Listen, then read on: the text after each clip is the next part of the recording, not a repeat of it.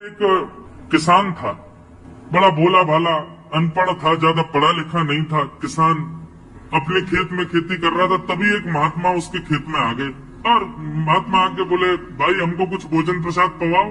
किसान बोला, अरे महात्मा आए, भैया इनको प्रणाम करो। किसान ने उनको प्रणाम किया, प्रणाम करके महाराज उनको भोजन प्रसाद पवाया। कहा, महात्मा जी आप आए हैं, मुझे कोई गुरु मंत्र दे जाओ। महात्मा जी ने सुंदर गुरु मंत्र दिया, द्वादशाक्षर मंत्र दिया। बोले ये तो बहुत कठिन है, इतना कठिन नहीं, सरल सा दो। अष्टाक्षर मंत्र दे दिया। बोले ये भी कठिन है, कोई और सरल दे दो। महात्मा बोले कुछ नहीं, तुम इतना कृष्ण चंद्र बोल दिया करो बस। कृष्ण चंद्र बोले हाँ, इसी का नाम यही तुम्हारा गुरु मंत्र है। इतना भोला बेचारा याद करने लगा, उसको याद ही नहीं होगा कृष्ण चंद्र कृष्ण चंद्र कृष्ण चंद्र। अब भूल ना जाऊं इसके लिए बोलता रहता था 24 घंटे, कृष्ण चंद्र कृष्ण चंद्र कृष्ण चंद्र। अपने खेत में हल जोत रहा था, कृष्ण चंद्र बोल रहा था। इतने में उसकी पत्नी आ गई, अरे सुनो तुम्हारे लिए भोजन लाई हूँ, जल्दी कर लो। बोले कृष्ण चंद्र कृष्ण चंद्र कृष्ण चंद्र। पत्नी पीछे लग गई, पीछे भोजन तो कर लो, रोटी तो खा लो, ठंडी हो जाएगी। बोले अरे तू पीछे मत पड़, मैं भूल जाऊंगा, गुरुजी ने मंत्र दिया मुझको। पत्नी बोली, अच्छा एक काम करो, आप भोजन कर आओ, तब तक आपके नाम को मैं रट लेती हूँ, मैं उसको संभाल लूंगी, फिर जैसे आप आओगे फिर आपको सुना दूंगी, आप कर लेना। बोले ठीक है।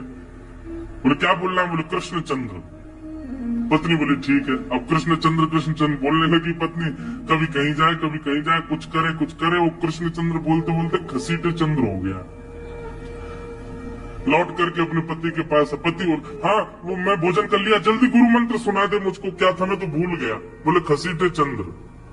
वो उसी से ही हल जोतने लगा, घसीटे चंद्र घसीटे चंद्र घसीटे चंद्र। आकाश में वैकुंठ में बैठे हुए वैकुंठनाथ भगवान प्रसन्न हो गए और प्रसन्न होकर के बोले, लक्ष्मी जी हम जा रहे हैं। बोले कहाँ? बोले किसान का उद्धार करने जा रहे हैं, उसको वैकुंठ लेके आएंगे।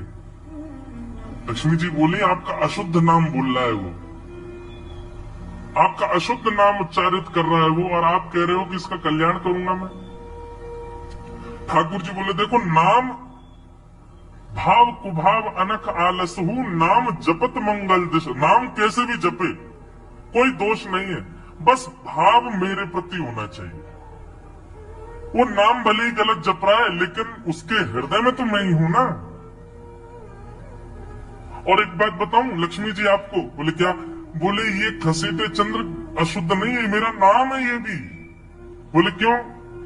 बोले जब हम छोटे थे तो बाल लीला कर रहे थे ब्रज में, यशोदा मैया खूब नहलाती धुलाती, वो बढ़िया सुंदर श्रृंगार करती, लेकिन हम पूरे नंद भवन में उठमुन चल चल के कभी नीचे लुढ़क करके कभी ऊपर गिर के सब माला तोड़ लेते, अस्त व्यस्त वस्त्र कर लेते, घुंघराले केशों के ऐसे भुज्जा बना लेते, ऐसा रूप बना लेते। यशोदा मैया बोली, आओ मेरे घसीटे चंद्र। सुबह कृष्ण चंद्र बना के भेजती हूँ, घसीटा चंद्र बन के आता है शाम को। तो बोले तब यशोदा मैया ने हमारा नाम रखो घसीटे चंद्र, तो इसलिए शुद्ध नाम है। तो ठाकुर जी के बहुत सारे नाम हो गए, कनुआ, गोपाल, गोविंद, माधव, कन्हैया। यशोदा जी का प्रिय नाम है कन्हैया। मैया लाल जी को इसी नाम से पुकारती है। ठाकुर जी अब धीरे धीरे 3.5 वर्ष के हो गए, और जैसे ही 3.5 वर्ष के भये महाराज, मानो जैसे उनके शरीर में स्प्रिंग एक्टिवेट हो गई हो। इतना ऊधम मचाते, पूरी गोकुल की नाक में दम कर रखा ठाकुर जी ने।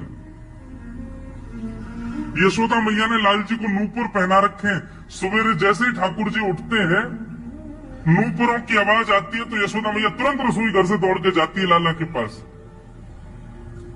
लेकिन ठाकुर जी इतने चतुर हैं, यमुना तट पे जाते हैं और नूपुरों में बालू भर लाते हैं कि कल नूपुर आवाज नहीं करेंगे, सुबह उठ के हम घर से भाग जाएंगे कहीं और, मैया को पता ही ना चलेगी। ऐसा उदम मचा में अब ठाकुर जी वो लीला कर रहे हैं जिस लीला पर देवताओं को भी विश्वास नहीं हो रहा है। ऐसी लीला ठाकुर जी कर रहे हैं कि किसी को भरोसा ही नहीं हो रहा कि जगत नियंता जगदाधार ये कर सकता है। वो ठाकुर जी क्या करते हैं?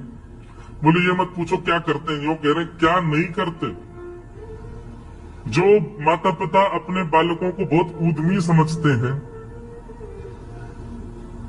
बहुत बड़ी कृपा है ठाकुर जी की कि आपके घर ठाकुर जी जैसे उद्यमी बालक नहीं है।